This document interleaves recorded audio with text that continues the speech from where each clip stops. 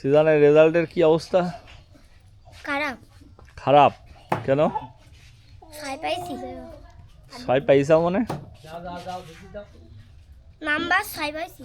আর বিপ্রর? মোটামুটি। মোটামুটি।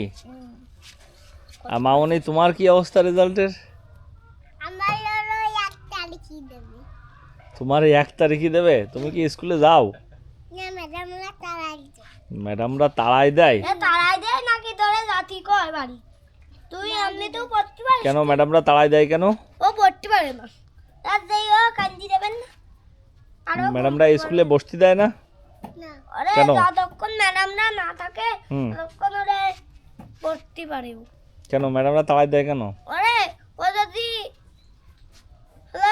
ওরে নিয়ে যাবেন কিন্তু আমি তো রাস্তায় দিয়ে আসি।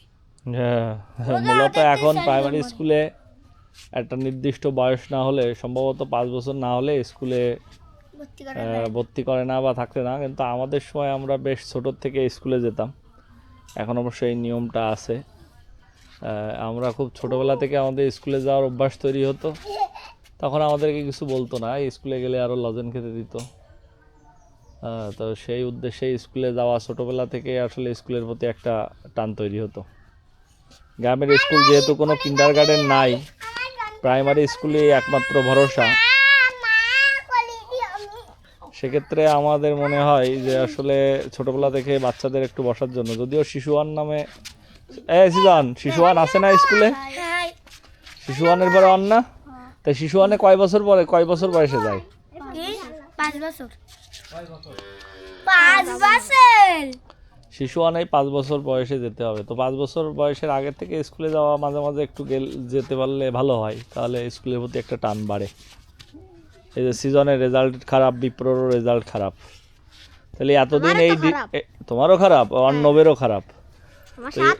এদিকে ডিসেম্বর মাস শেষ, এখন আবার জানুয়ারি, কালকে 1 তারিখ, কালকের থেকে বই দেবে, আবার পড়াশুনো শুরু হয়ে যাবে, তাই তো? হ্যাঁ, ঠিক আছে, আবার নতুন উদ্যমে পড়তে হবে, পরের বার রেজাল্ট কিন্তু ভালো করতে হবে, ঠিক আছে? তো পরের বার কত রেজাল্ট হবে বলো তাহলে, দর্শকরে বলে দাও।